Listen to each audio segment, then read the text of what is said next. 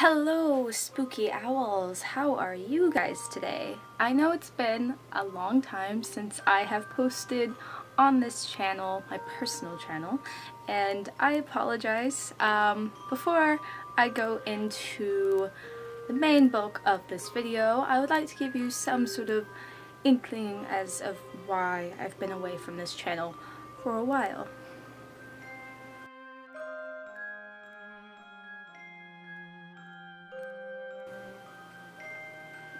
Okay, so I have actually been pretty present on YouTube pretty much every week on PNTV. If you don't know what PNTV is, it is a entertainment website and YouTube channel, and I will link all the links that you need and can click on to your heart's desire in the description below. I host two shows on there, Jump Scare, which is much more horror movie based, and Nerd Portal, which talks about pop culture, current events, and I host that with my great and awesome friend Alex Thompson. So I've been putting a lot of energy and love into that channel and have had to step away from owl horror for a little while. I have had a little bit more free time. I have been focusing more on behind the scenes stuff with PNTV, as you know, writing scripts. I'm still hosting, but also projects that are underway and under wraps. I don't want to tell you about the projects just yet because I don't want to jinx it, and I don't want to make any sort of promises until we are in like post-production and everything is going and there's already promotional materials that are out in the ether. So that's when I'll let you know when those things are happening. But I have been missing owl horror for a long time. I have been wanting to come back, and I just didn't know how to come back, to be honest. I wasn't sure what route I wanted to go with owl horror. I didn't know if I wanted to keep doing sort of challenge slash story time videos, and I decided that I wanted to do something a little bit more casual. I like the idea of just sitting down and talking to you guys about various topics, stream of consciousness, and even my thoughts on current things that I'm watching and getting your opinions on them, and we can go back and forth and talk about different topics and things like that. Oh, I am like so excited. You know when you start talking and you get really excited and you can feel it in your chest and you're like, you can barely breathe? That's me right now. Also, hay fever sucks. But plus side, I have an owl cup, which is pretty great. I found this actually, it was this cute shop in Waco, and yes, Waco, Texas, where they have Magnolia. I know, they have Magnolia, the silos, and all of that. And basically this shop is downtown Waco. It's called this mug at Spice Village in Waco, and it's absolutely adorable. It's microwavable. It takes the heat. That sounds like a weird review. I'm not spawned.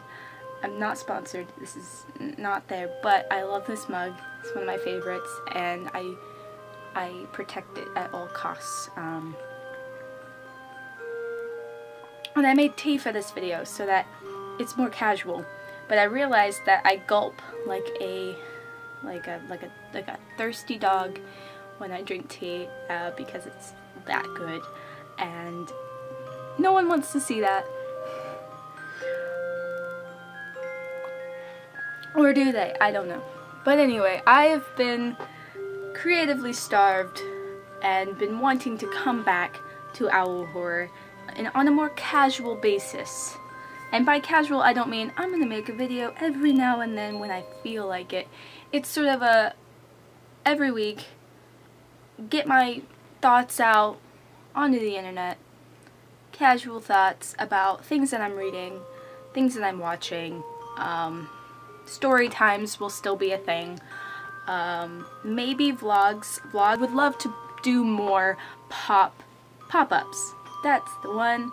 I would like to do more pop-ups eventually. I have a lot of events that are coming up that I'm going to. Obviously, some of those events may not allow cameras, which is okay, I guess, which would mean I would have to do it the way I did for the Amazing Tours on Fire, which is I just talk about the event afterward and just show you clips of me going there and a few pictures and maybe like video of me there at the event before the actual show starts. I'm gonna go see Neil Gaiman on the 6th, and oh my gosh, I'm so excited for Neil Gaiman. If you don't know who Neil Gaiman is, he's my favorite author. He's incredible. He did Coraline, he did American Gods, which actually has a show on, I think it's, it has a show now. And then he also did Good Omens, which is hilarious, and he also did The Graveyard Book. So if you love fantasy and just great, amazing writing, I will also link Neil Gaiman's main website below, and you can see all of what he's written and some of the events that he's doing and learn a little bit about him, and also check out his books. And if you are a first-time Neil Gaiman reader, let me know what you're reading, because I want to know your opinion. You're like, I'm reading Coraline. I'll be like, do you like Coraline? And you say yes, and then we can talk about it. And it'll be like a book club, and it'll be really cool. But anyway, so yeah, I will also be going to a Zelda symphony. I've never been to a Zelda symphony before, but I'm expecting that there's going to be music from the games of Zelda, and I'm super excited because the music from Zelda is absolutely beautiful. And if you have gone to a Zelda symphony, let me know what it's like, because I've never been. I will also be going to a Hans Zimmer symphony. I have really great friends who are taking me to these incredible events, and I'm so excited. It gives me something to do. It's something it's places I've never been before, and also I'm a big fan of Hans Zimmer and Zelda and Neil Gaiman. So I don't know, but I'm gonna have to take a nap beforehand, because I'm gonna be very excited and just wear myself out. So those are some things I'm looking forward to, and of course I've sort of told you why I have stepped away from this channel. Now let's look to the future of this channel. So as I said, it's gonna be a bit more casual, and so rather than just telling you it's gonna be casual, let's just jump into it so you can kind of get an idea of what to expect. So let's talk about two topics. Number one, I'm gonna give you the most unexpected book that I ended up loving. And it's not just a book, it's a series, and I absolutely adore it. I love it, and it is this series. I only have 2 of them in my hand. There's 3 and 1 on the way. Such beautiful, beautiful children. The School for Good and Evil series. This is the 2nd book, The World Without Princes. A World Without Princes. Mandela Effect. Okay. But I'm actually reading this one right now. I know I'm really slow at reading them. I'm just savoring them, plus I don't need to give you an excuse of why I'm slow at it. But anyway, these are incredible books. I absolutely love them. Don't let the cover fool you. I know it looks like a typical fairy tale book, like a Disney fairy tale, but it's not. It is much darker than I expected. It questions what is good, what is evil, what is, what is truly, a hero, and what truly makes a villain. And it also, you know, talks about friendship, and it puts friendships to the test, and there's so many cool things that happen in this book and in this series in general, and it's just awesome. It also talks about gender and, you know, the stereotypical gender expectations that, you know, girls and boys have in fairy tales. Like, you're supposed to be a princess, you're supposed to be a prince, you know, you're supposed to do this and that and look pretty and, you know, wear these certain things. And this series completely just challenges that, and it's fantastic. I know it's in the children's section at Barnes & Noble, or the young readers section at Barnes & Noble, but I kid you not, these are fantastic books. There's a new book called Quest for Glory on the way, and I'm so excited. I will be there when it comes out because I need to know where Sophie and Agatha are now, and I need to know what's happening in Camelot and all of that. So I'm excited. I'm stoked. But I went to a signing for Soman back in, I think it was few months ago. I feel like if I say it was last year, I'd probably be like, really? But I think it was a few months ago. He is fantastic, he's hilarious, he has great stories, and he has great advice for anyone who wants to be a writer. I talked to him a little bit about writing horror scenes or scary scenes for young readers, and he was like, you know what, it doesn't really matter because, you know, I think we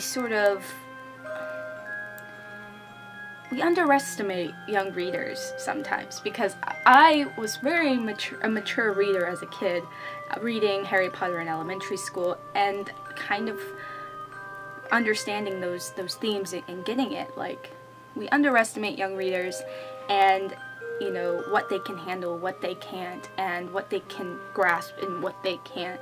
And I think you have to have a little bit of faith and a little bit of trust in your reader, and Soman does. And anything that's scary or whatever, I think he handles it really well in his series. And there are some intense scenes in this book, series, but it's all handled really well. It's written very well, and also there's going to be a film for it, so that's pretty exciting. I can't wait to see how that's all going to turn out. I really hope it's a successful film series, because I just get really sad when they get a book and there's only one movie and it sucks and they don't continue the series ever again.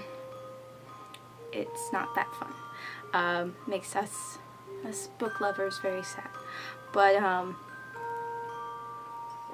on to topic number 2. I know this video is running pretty long, but topic number 2, where I am in my creative space, and some advice for you guys. Lately I have been all over the place creatively, which is good and bad. I'm sort of in a creative crisis of, you know, where to put my priorities, in that I have all of these things for Pop Nerd that I want to do and I have to do, like scripts I have to write every week, or scripts I have to write for big projects that if I don't write them, gonna be in trouble. You know, and then there's creative projects that are my responsibility that are connected to Pop Nerd, but it's my baby, it's my creation, whatever, or it's a creation that I'm making with someone else, or it's a collaborative project. And these are both sort of tied to Pop Nerd. And then I have my projects that are mine. They are not connected to Pop Nerd at all. They are my baby. It's my responsibility that they come to fruition, essentially. And so my focus has been trying to balance all three of those things. The things that I have to do, and that are consistent every week, the things that are on their way, they have to be done, but it's not an every week basis. It's a thing that's slowly progressing, and we'll figure out those details later.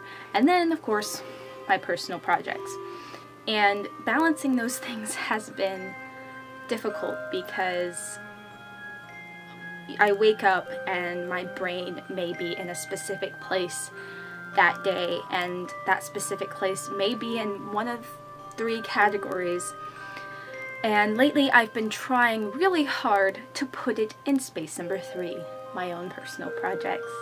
And I've talked to several of my creative friends, one being Devin Craft. Shout out to Devin Craft, who told me that not to linger on creative projects for too long because you start to overthink about certain things, and sometimes it just never gets done. So I'm trying not to linger too long on certain creative projects, and it's been really hard because I've been overthinking, you know, elements of the story, and, you know, does this make sense when this happens? Does this make sense? You know, and it's a mess. So I'm trying my best to put my focus in there, and as a creative person who multitasks and has a very spontaneous mind where it's just, it's really hard to reel her in. It's really hard. It's like my head is a fish. My brain is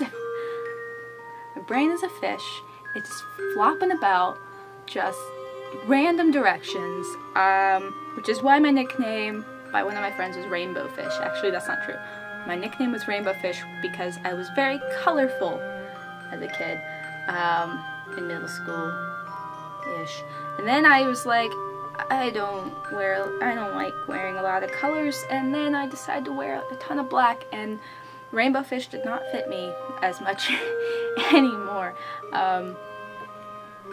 Random story. But, you know, my brain is like a freaking fish. It's all over the place. A fish out of water, I guess you could say. And I've been trying to reel her in and focus. I think that's the #1 thing I'm dealing with, is focusing and, you know, getting those tasks done in a timely manner, you know, just focusing in on those things. And I've been trying to like look up different options of how to get focused and how to do that, but so far I haven't found that perfect thing that works for me just yet. I did find that, you know, watching some YouTuber videos or like just reading a few chapters does help. If I get ready in the beginning of the day, if I put on a little bit of makeup or a nice outfit that makes me feel good, and putting on a little bit of tea or whatever, that usually helps a lot. So I'm figuring out some sort of routine or ritual that I can do to help reel myself in and finish the projects that I need to finish. And so my advice to you guys, and I'm just gonna share advice from my friend Devin to you, is don't linger on creative projects. Don't overthink it.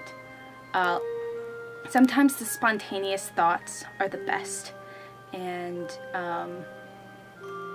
you know, it's okay to not be sure, and it's okay to have doubts, and it's okay to feel out of control a little bit. And I myself am slightly perfectionist. I'm a perfectionist. I want my stories to be perfect. I want my projects and everything creative that I do to be perfect, and that can be really difficult. Yeah, it can be really difficult because I may not be 100% happy with a project, and lately with jump scares sometimes. When the episode is done filming and it's being edited, I literally go back home, or, well, I go back to wherever I'm staying, like with a friend or whatever. I'll lay in the bed, or I'll sit drinking tea and just freaking out in my mind.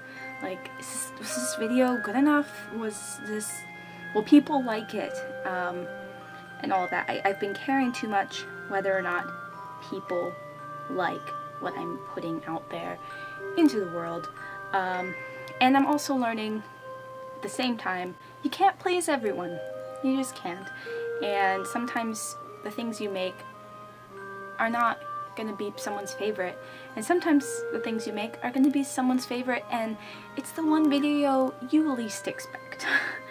Because I made a Mummy review not thinking that anyone would like it, and I had someone come to me saying, I thought it was one of the most natural videos you've ever done, I thought it was great, and I was really surprised and impressed, and I think I'll do another review video. I really enjoy sharing my thoughts with you guys, and yeah, so I hope to make a lot more videos like this. They're a lot more casual, more laid back, drinking tea out of an owl mug and sharing some favorites and likes and thoughts with you guys and all of my creative friends and fellow creators out there. You're not alone in feeling kind of, or having a creative crisis, or feeling like none of your things are good, or feeling like you're a fake, because I think a lot of creative people, including myself, feel that way, and we all kind of get in that weird crossroads of like, what are we doing, where do we put our focus? It's, you know, we have all these questions, and I think, you know, not lingering on those projects and not listening to those bad voices in your head, or even the negative voices out in the ether, on the internet, and just focusing in on what you want and what makes you happy, is the most important thing. So that's what I'm going to be doing to the best of my ability, with Pop Nerd and with my own personal projects. I really am fighting to get these projects underway and to make the best content that I can possibly make for you guys through Pop Nerd and through this channel as well. But anyway, I'm going to finish my tea and probably go back to writing some outlines and reading some more A World Without Princes, because I need to know what Sophie and Agatha are gonna do. What are they gonna do?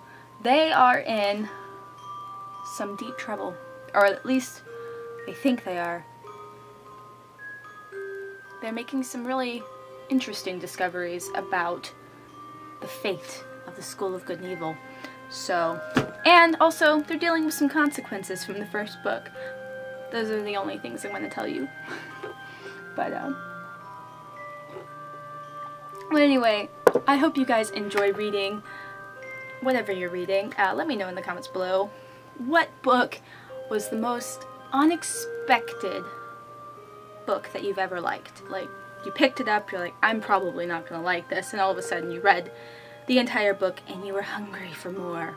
So let me know in the comments below what book that was. And if you are a fan of A School for Good and Evil, let me know in the comments below. We can talk about the books, because for some reason it's so hard to meet fellow School for Good and Evil fans. Who knew? I don't know. I met a few at the Barnes & Noble signing, which was incredible. If I met you there, hello. It was nice meeting you. And just everyone was so nice, by the way. And also, if you are dealing with the creative crossroads that I sort of discussed, or if you're feeling the same way, or if you felt that way at one point, let me know in the comments below kind of your advice on how you handle that creative crisis, and maybe some advice to me on how to find focus, because I need it. But anyway, I hope you guys have an awesome week, and guess what? Stay spooky.